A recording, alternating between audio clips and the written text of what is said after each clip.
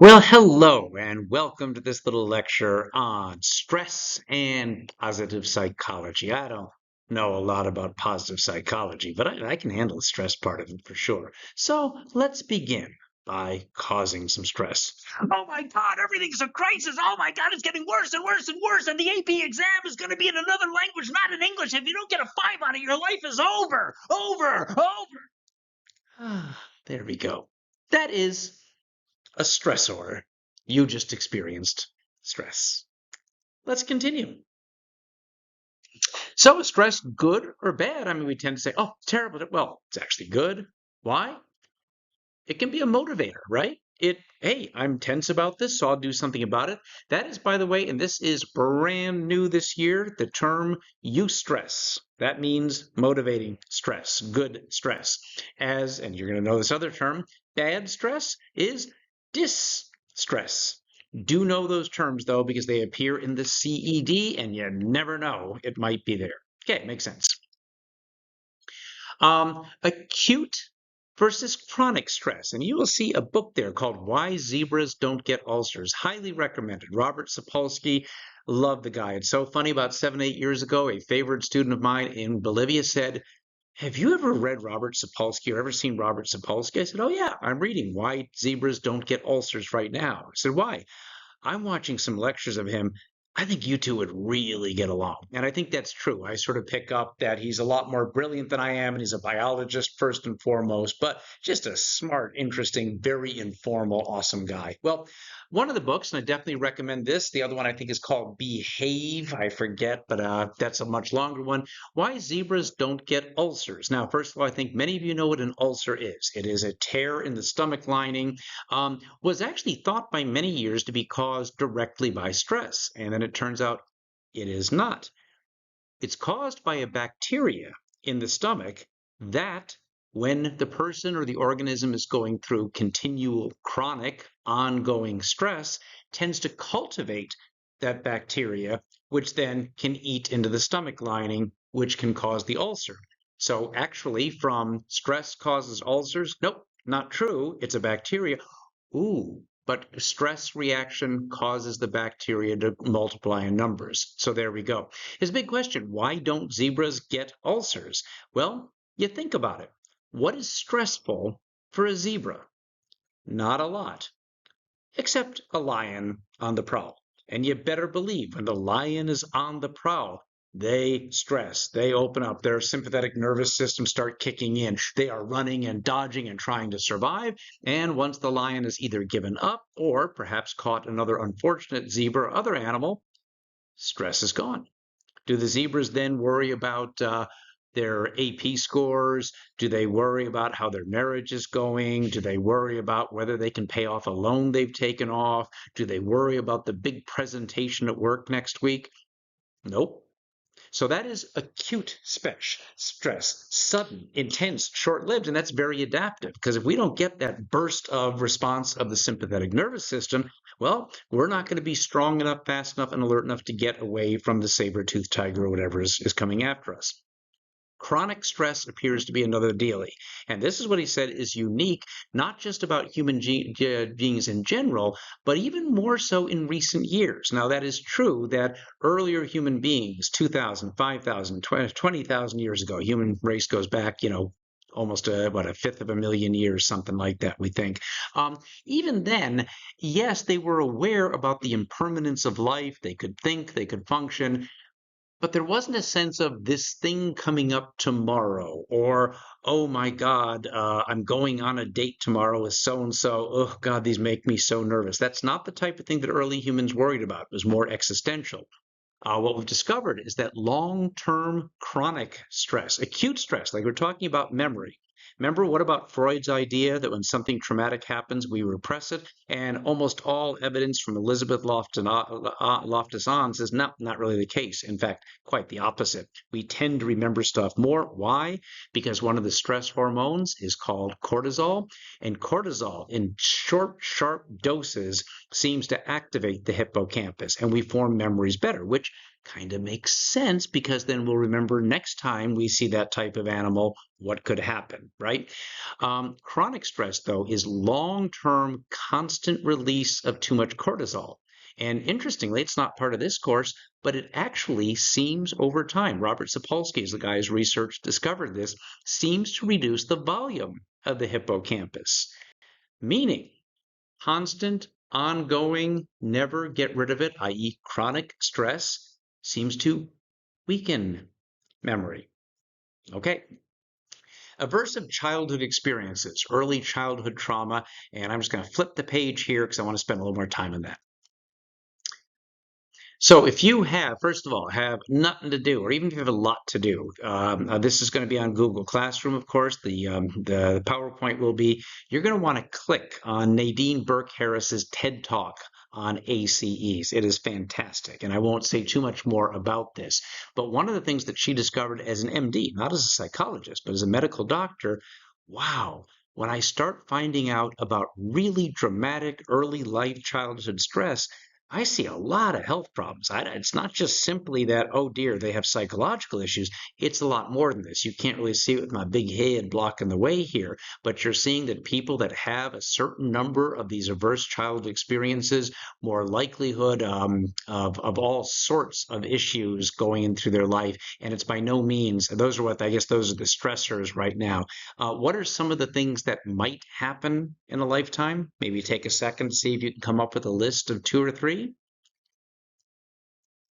Violence, someone getting arrested, drug alcohol problems in the household, mental health issues, suicide or self-harm attempts, prolonged periods of unemployment, dropping out of school or being taken out of school for a while, family being unemployed, addiction problems, I guess that's drug and alcohol, obesity, heart disease, et cetera, et cetera, et cetera. Well, all of these things, it seems that if you have these traumatic things happening early in life, all of them, you're seeing the list of things that are aversive childhood experiences in many cases, but then what you're also seeing is that this is later day responses. In other words, it's not just simply, I had a very traumatic childhood, there was violence in the household, um, we had extended periods of distressing poverty and instability and in and out of school. Well, we can see how that would affect somebody psychologically and lead to depression or anxiety. That makes sense. But found out with heart disease, diabetes, tendency to smoke, cancer rates, all of these things directly related. So do yourself a favor, watch that TED Talk. It's pretty enlightening. Yeah, cancer rates, pretty much you name it. Pretty much you name it. All right, straight from the book. Definitely need to know. You're going to get questions on this. Hans Selye, and this is, I think, like 80 years old, but it's pretty much essentially that. General Adaptation Syndrome. Gas. You got gas? We all have gas. There we go. So he said, you know what? Any type of stress, be it a physical stress putting on the body, a psychological stress, well, this is what happens. You see the tiger. So what do? You activate the autonomic nervous system. And because you have the adrenaline pumping and the increased blood flow, and you've got the increased heart rate and the oxygen and the glucose is getting to your muscles, to your brain, you become stronger, you become supercharged, and you can fight it off for a while until eventually your system wears out. And that is the exhaustion stage at the end. Um, you might, does a bear attacks your daughter, so you leap at the bear and fight it off and maybe hold him off for a bit, but eventually the bear will win unless somebody gets help. But let me ask you this. Have any of you ever had a situation in which you've been so overloaded with work, and I think you're probably at one right now, and oh my God, and you're barely sleeping and you're so just worn out. Oh, and then you get sick? Well, that's just lousy luck. It's not lucky. It's not bad luck. You have the stressor, overload of work, you fight it. In fact, some of you, this works for me. If I have a night where I get 2 or 3 hours sleep, which I don't do very often, sometimes the next day I'm kind of top of my game. Like I'm sort of ready. I'm just like, I'm hyped up a little bit. If I do that for 2 or 3 nights in a row, by the third day, I can barely get a sentence out. This is exactly what's happening. Your body rallies to give you the resources you need to continue to tackle this challenge. But at some point, you're gonna wear down, and when your immune system is worn out, sickness tends to hit. Um, Pessimism, thinking negatively. It's interesting. And I'm assuming that this is a randomly assigned study and all these types of things. Uh, Somebody who, again, being pessimistic doesn't mean, oh, my whole family was just killed in a tragic blimp accident. That's great. No, that's delusional. That's not what we're talking about. But we're talking about people that would look at ambiguous signs and saying, oh, this again. Oh, I know how this is going to work out. They tend to not only be less happy, that would make sense, but they tend to be considerably less prone to heart disease. So that's pretty interesting. So your mental makeup affects your body. Yeah, and here's specifically, I think they do ask you to know about B lymphocytes. And if you think I understand any of this, you must think my name is Ms. Ra. I don't understand any of it. Doesn't matter for this course. Do know that B lymphocytes, we talk about, oh, you catch a virus, so your immune system rallies. The key that you'd need to know are the so-called B and T lymphocytes, and I guess macrophages, I have no idea what those are, they fight them off. However, if those white blood cells have been attacking for a long time, storage gets worn out, hence you can't fight it any longer. But make sure that you know about the lymphocytes. Yeah, here it is. Wow, I've been so stressed lately. Oh my God. So, I score a 9 or 10. You know what? You get sick a lot.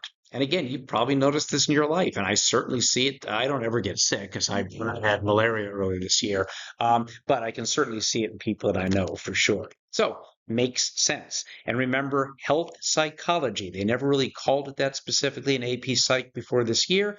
It's a part of it now. So knowing about the impact of the mind, stress, how we deal with it on the body is a small part of the exam. This is really key. And you know what? I won't even necessarily look at this necessarily, but giving both rats and humans a sense that they have some control over their lives is hugely important. Perceived control. What is that? That's an internal locus of control. A key here is it doesn't need to be realistic. There was a famous study that was done.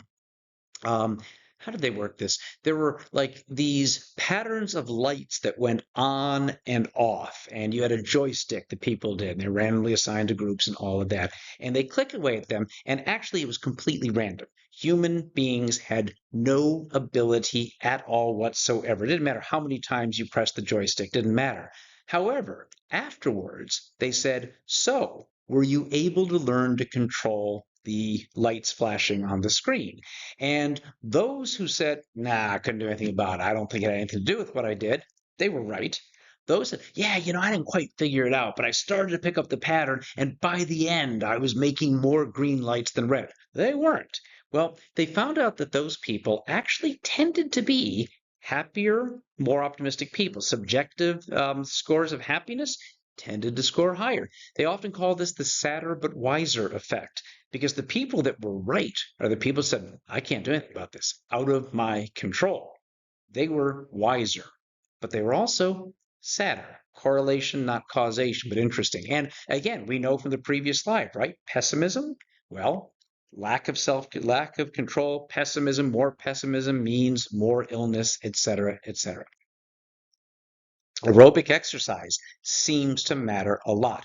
Now, you might look at this. You have people, three groups, depressed students to depressed patients given depression scores. Now, you see there's the group that got relaxation treatment, okay, deep breathing, whatever.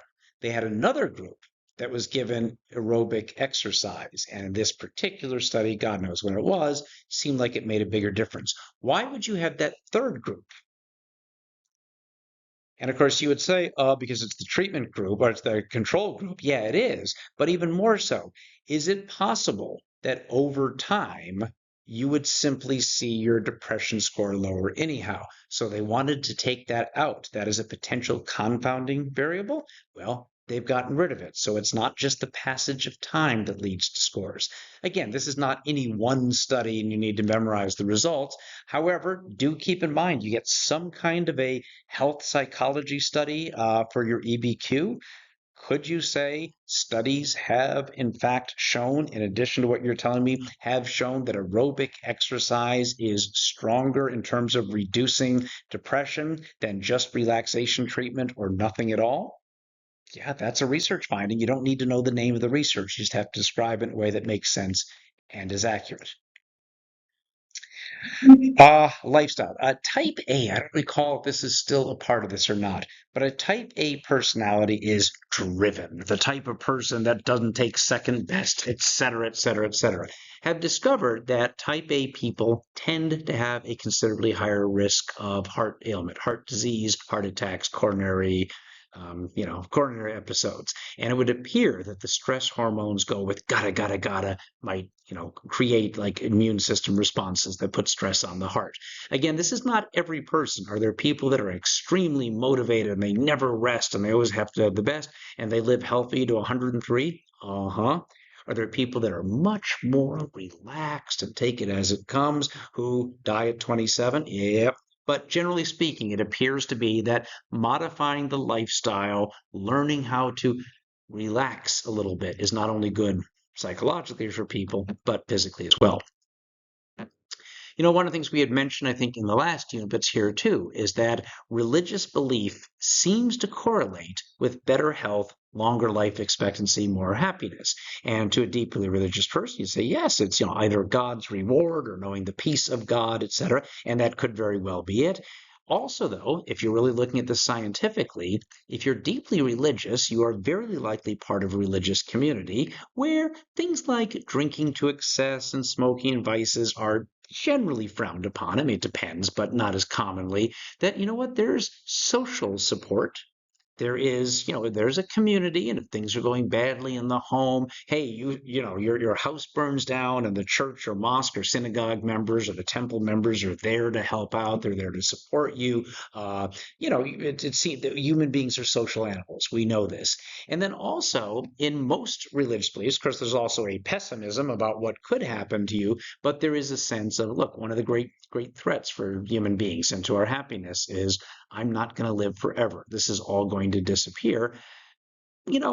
If there is a religious answer, and again, I would consider myself not wise enough to know that. I don't think anyone's really wise enough to know exactly what happens when you die. But if you believe that things will be okay, that is a stress reducer, aka better health. So is it specifically having a religious belief, or are there other types of beliefs, and I'm sure this has been studied, that tends to suggest healthier behavior, tends to make a community, has a really optimistic, upbeat way of looking at things? Does that have a similar result? Don't know. I'm sure there's research out there for that, though. Okay, all three of these are things that could appear on the exam. That's why I added this slide this year. We'll talk about the psychological therapies in a later time that actually, of course, are also ways of dealing with stress. But number one, tend and befriend. I think that is mentioned in the book. I don't know if I recall it appearing in past exams, but now they're saying it's free game. And the idea is, look, there's a crisis, there's stress, there's tension. Well, you know what? Pay attention to my needs, pay attention to others' needs, communicate with people. Not by only means, it is probably like a female gender role, but a lot of males respond that way as well too. And there are females who don't respond this way, but tends to be more female oriented. I think you could probably figure out with women's predominant role in childbearing why that's probably something more biologically female than it is male. And it seems to be across cultures. It is not unique to just Western society. And then these two, problem focused and emotion focused. I will tell you, as a male, I'm not a macho guy for sure. You know that already, but I'm pretty darn male. There's a problem? Well, let's fix it. It's something I have had to learn that is my wife sometimes, who's more overtly emotional than I am, will begin talking about a problem that's distressing her. And I will often leave, well, here's what you do, A, B, C, D. And you know what? What she's wanting to do is deal with the stress, deal with the emotions of it, not necessarily fixing the problem. So it's not exclusively a male problem focused coping. Let's find the solution. Let's get rid of the cause of the stress and feel better. Emotion focused is more female in general. It can be meditation, it can be talking to people, deep breathing, it can be medication as well too. Again, this is the causes. Emotion focused is the symptoms, but there's not, the answer is probably, well, do both. Feel better, find ways of dealing with the impact of the stress, and then do what you can to deal with the problem. So these are not either or, they're often used together, but the first one is certainly more male based than female. Okay, that's all the stuff about stress. Now on to positive psychology. Um, this is it. I'll just kind of let it speak for itself a little bit. I had a really neat little seminar at the beginning of the year that just didn't happen this year with kind of the flux of the class. Maybe it's something I'll make available to you, though. So Martin Seligman, and if you find this interesting, again, my big hit is Blocking Authentic Happiness, a book of his that explains what this is. Seligman, there's a TED talk of his. I probably should have put the link in here, but I did not. But you can find it very easily. Interesting, interesting. I will read directly from that seminar. I could let you read it, but my voice is so lovely, I don't want to deprive you of that. So, he goes on starts this whole interview by saying, hey, look, psychology's done great things. We have figured out how to both eliminate certain mental health issues in people and to help people effectively control the others. That's fantastic. We used to lock so many people up for mental health issues, and it's so much rarer now. Listen, psychology's done great things. But there are some limits. And I don't think it was Martin Seligman that said this, but somebody who would agree with him said, look, Freud and the people that pathologize mental illness, they were pretty good sometimes at explaining why people were mentally unhealthy.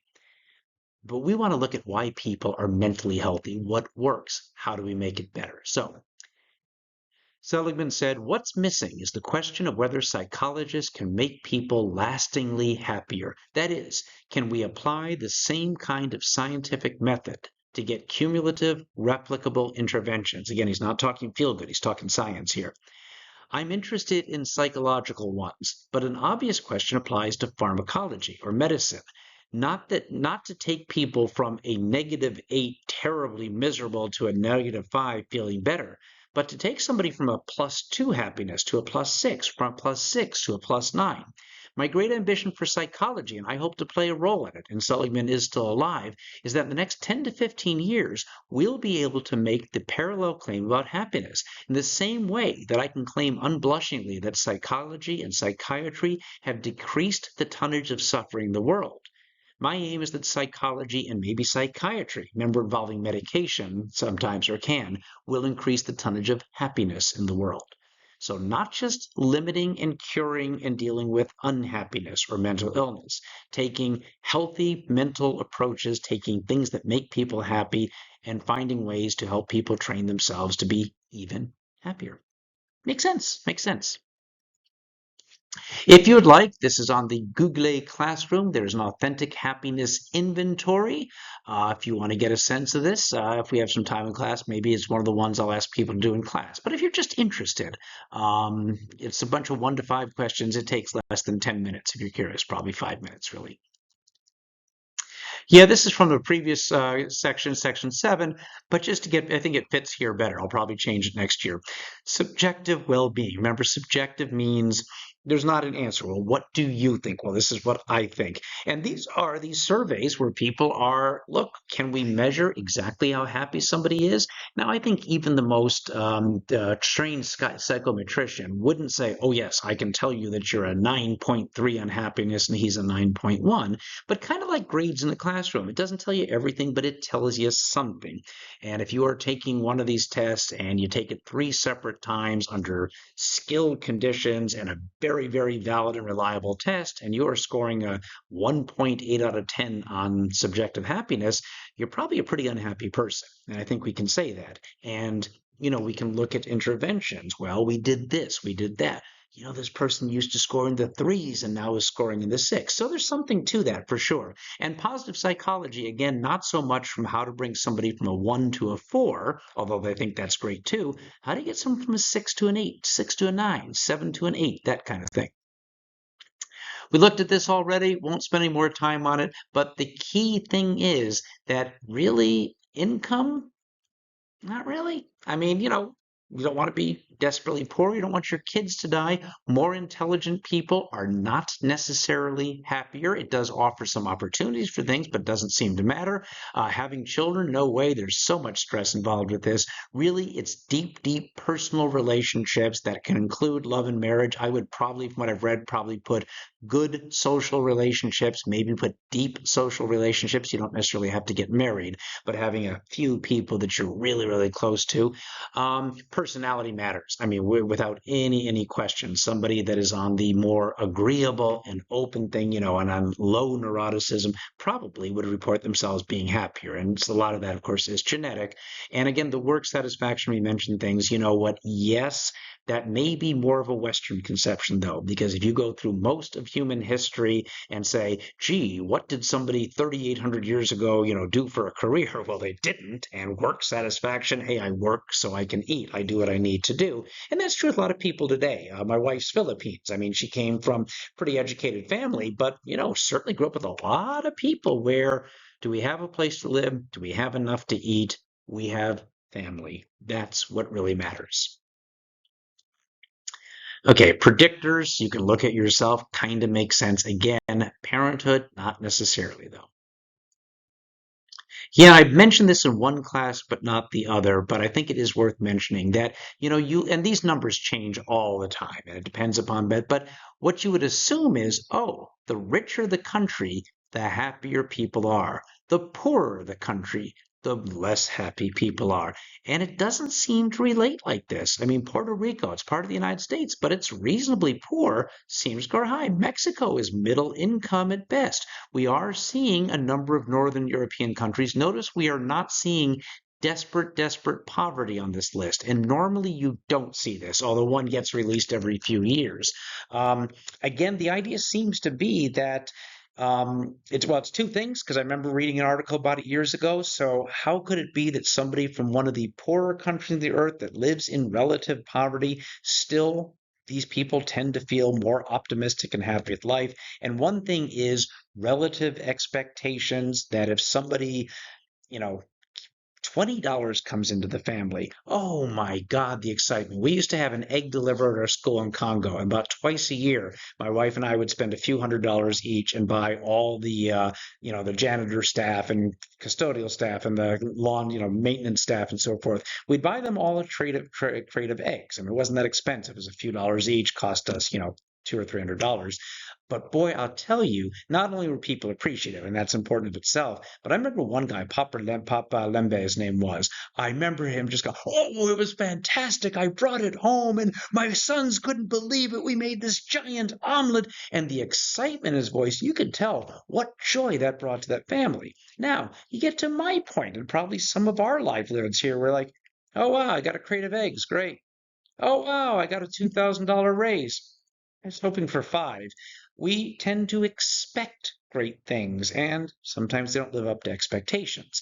I hope you keep that in mind, by the way. If there's ever a time where a little something from you could have that kind of response, people, I live for that. That changed my life when I first read about that, about what that little thing can mean to somebody in need. And when we talk a little bit more about in positive psychology, you talk a little bit in class perhaps, it does appear that giving to other people, if you can do it personally, that's fantastic. And it can be material things or giving emotionally, and being there for the results is a major depression fighter. It really is. Martin Seligman says, boy, I have studied this empirically. It's cause and effect. This is not a correlation. So, you can look into the research on that at some point. The other thing, though, is connection. And it doesn't matter how separated are you, how, you may just be dysfunctional, you may be cognitively impaired, have mental health issues. Well, in Western countries, we say, ooh, Uncle Ted, Thanksgiving's coming, don't answer the phone, somebody else's problem. Doesn't happen in poor communal societies. Look, you're a mess, you're part of the family. And people have always got that connection. Much more common. In wealthier countries, one kid, only child, families are spread out more. The numbers of people in, like, for example, the United States right now that say, I really don't have anybody that I'm close to, or I have very few people. Well, I've got a couple online relationships. Numbers are staggering, and I am just guessing in a place like, well, the Philippines. I know because I spent a lot of time there. That's not common. So those seem to be the two things. And then a final slide, I believe.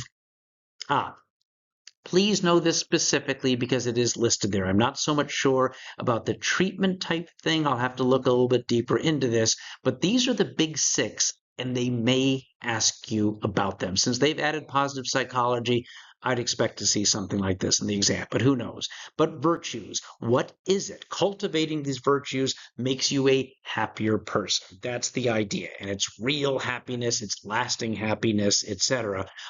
Notice the bottom that's there is emphasize the possibilities of post-traumatic growth. We think, uh-oh, something awful has happened that killed me. Well, this is not so much anything that does not kill you only makes you stronger. Well, that's nonsense. Sometimes things really do wear you down. We know that about chronic stress. But we do also, and this is just common sense and experience, sometimes some of the most traumatic things people can go through can make them a better person. I mean, you hear about the case of somebody who developed cancer and fought for their lives who will say, boy, this last 2 years of my life has been the richest period of my life. Like I finally realized what really matters in life. And, you see that a fair amount. And that's what he would call post-traumatic growth. So the big six, wisdom speaks for itself. Courage, sure. Humanity, kind of nebulous, but being real with other people. There's probably some of Carl Roberts' genuineness there, compassion, etc. Justice, a sense of being fair, of valuing right and wrong in your life and societally. Temperance, temperance movement was the anti-alcohol movement in the United States a century ago, but it means moderation. It means, not excessive behavior, and that probably means manifested behavior emotionally as well. And then transcendence, which is a little bit fuzzy, but the idea of, what's bigger than me and my needs? Is it just about me? Is it just about my bank account? No, no, it's about my family. And you know what? It's more. It's about what's right and wrong. It's about a bigger community. Really, and this is where the idea of giving to others, man, if you get a chance at some point, because I kind of did this, I'll tell you about it someday. You get an opportunity to raise money to expand an orphanage where you might have 80 kids sleeping in two small rooms and you double the size. And that's something I did a number of years ago. It wasn't mostly me, but I found the people that made it happen. And that did feel transcendent to me. That there are people someplace that I've never met that just are living better lives right now because I did something, and that's transcending one's own limitations. I think we're getting there. Okay, quick look through it. I was hoping to make it 25 minutes. It's 32, but I just start talking, don't I? I'm not giving any notes to take on this. I mean, for sure, notice the heavy things on this. We'll maybe discuss. You have specific questions in class. This is really just an exposure thing. Okay, bye. No more stress.